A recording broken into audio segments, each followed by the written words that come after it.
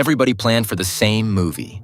Nonstop urban growth, bigger cities, more towers, more revitalization. But while we were all staring at downtown skylines, the cost of distance started dropping. Tech, logistics, remote work, suddenly exurbs and peri-urban areas aren't the middle of nowhere. They're the new playing field. Meanwhile, aging accelerates and fertility falls below what planners assumed. Today, we're exposing the mismatch. Infrastructure built for one population map, and a real population that's quietly redrawing the country from the edges. Before we move on, please take a moment to subscribe to the channel and like the video. So here's the question nobody wants on a campaign sign. If cities still build like the population's about to double, why are we quietly running out of future adults to pay the tab? Because the official story we all got sold was simple.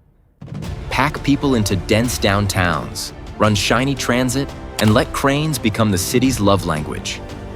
More apartments, more riders, more mixed use, and somehow the math takes care of itself. But the scorecard that actually matters isn't skyline photos. It's the dependency ratio. How many people aren't working compared to the people who are? And right now, a massive post-World War II cohort is crossing that government-defined retirement line at 65, which sounds normal until you realize the whole machine, pensions, healthcare, the public stuff you use without thinking, needs a steady stream of working taxpayers. Those systems do not run on vibes. People call it the silver tsunami, like it's just a big wave you watch from the beach. Cool phrase, but if you've got a 401k, it gets personal fast. Your retirement account isn't in a cage match with your neighbor's retirement account.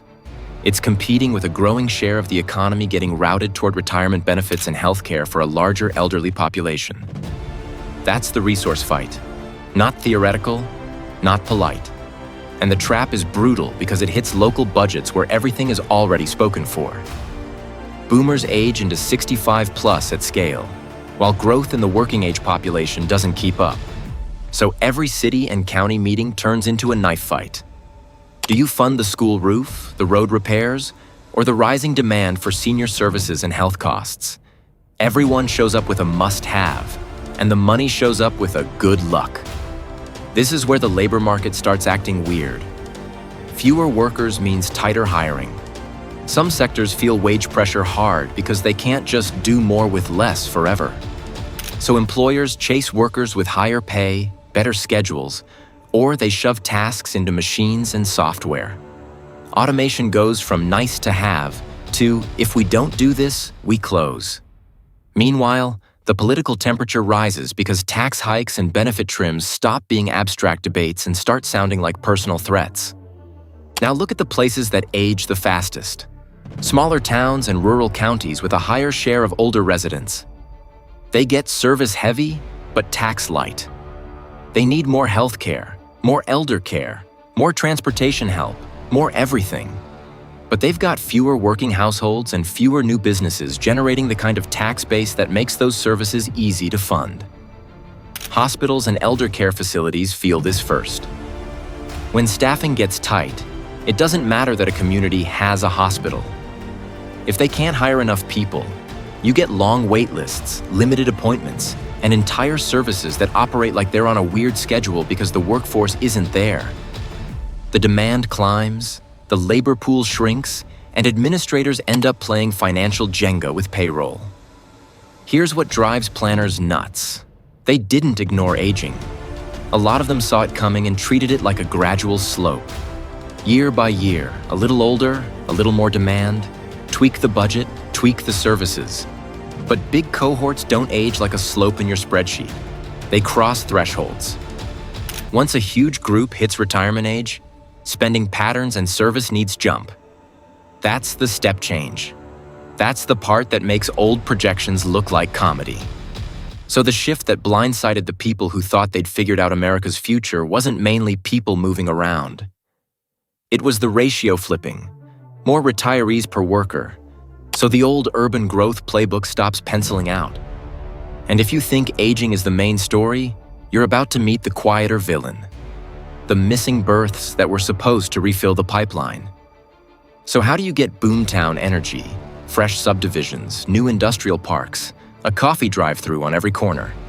In places that don't even have enough kids in the pipeline to keep a Walmart fully staffed 5 years from now? Because for decades, planning leaned on this one comforting promise. Replacement-level births keep the worker base stable. People might move from one county to the next, sure, but the overall machine keeps producing roughly the same number of future adults. Growth doesn't stop, it just relocates. New neighborhood, new exits, new schools, same basic math. But here's the catch. Births didn't follow the script. Fertility sank below what a lot of long-range plans quietly assumed, and in plenty of places it never bounced back, even when jobs returned and paychecks got better. So we're not just rearranging people across a map. We're trying to build the next chapter with fewer characters. And no, this isn't a moral speech. It's a cost sheet. Housing got expensive, and not just in the fancy zip codes. People delayed marriage because rent eats the save for a wedding money. Student debt turned 20-somethings into accountants against their will. Childcare prices started acting like a second mortgage. And culturally, smaller families stopped being a quirky choice and started feeling like the default setting. All of those pressures stack the same way bad interest stacks. Quietly at first, then suddenly you're asking, wait, how did we get here? The sneaky part is population momentum.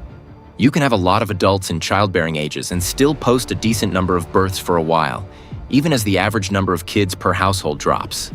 It looks fine, it feels fine. And then one day, those big age groups move on, the smaller cohorts behind them take their place, and the birth count falls off a cliff. That's when everyone acts surprised, like the data didn't leave a trail of breadcrumbs for 15 years.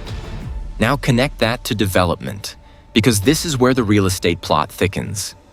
Builders and local governments chase demand signals that were screaming in real time. Cheap land on the edge, a highway interchange begging for a Costco, a warehouse district that prints property taxes, remote work turning too far into maybe. When that kind of demand shows up, nobody in a permitting office wants to be the person who says, yeah, but are there enough future first graders to justify all this? So the exurbs start winning. Fast. They absorb spillover from metros. They catch families looking for space. They catch investors chasing yield.